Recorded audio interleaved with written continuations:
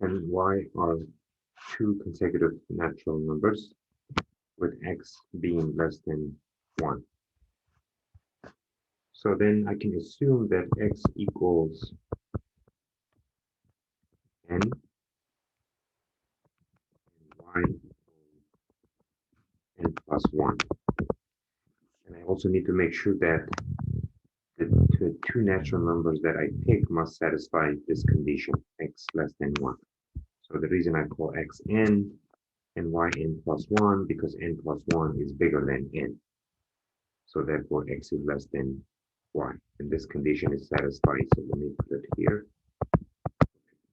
Now we're also given this. And then I'll just plug in. So instead of x, plug in here, and instead of y, plug n plus 1 here. So 1 over n minus 1 over n plus 1 equals 42. So here we need to find the common denominator of these two fractions. So the least common multiple of n and n plus 1 is going to be n times n plus 1. So therefore, I will go ahead and multiply this one by n plus 1, top and bottom, n plus 1. And I will multiply this fraction by n, top and bottom. Okay. Now I have n plus 1 over n times n plus 1 minus, and here I have n over n times n plus 1 equals 1 over 42.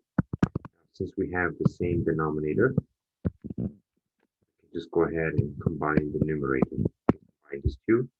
So n plus 1 minus n over n times n plus 1 equals 1 over 42. And now I know these two will cancel each other since they're opposite of each other. So 1 over n plus 1 equals 42. Multiply this. N times n plus 1 will equal to 42. And distribute this. So n squared plus 1 plus n equals 42. And n squared plus n minus 42 equals 0. Now this is a quadratic equation. MyLearnMate can handle this type of question easily, so you can just use MyLearnMate, plug this equation, type or take a photo of this equation, and you will see the step-by-step solution along with the video solution. Okay, let's continue and finish this. So now I have n squared n minus 42 equals 0. We can factorize this, or you can use quadratic formula.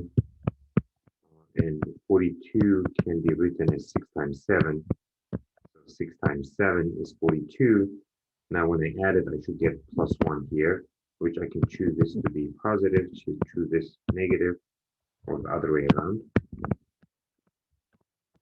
When I add it, I should get plus 1. So this will be negative. This will be positive, equal to 0. So therefore, n minus 6 equals 0. Give us n equals 6. And n plus 7 equals 0. Because n equals negative 7. But remember, n is a natural number. If n is a natural number, then we can't choose this, right? Because this is not a natural number. Negative 7 is not a natural number.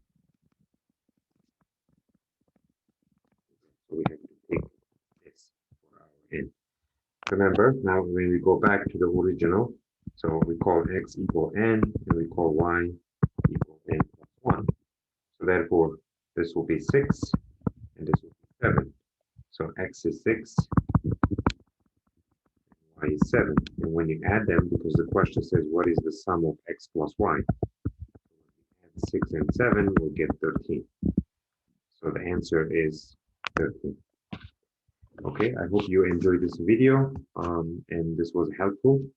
And please subscribe our YouTube channel so you will receive a link, a YouTube link to this problem. And please do not forget to subscribe our channel.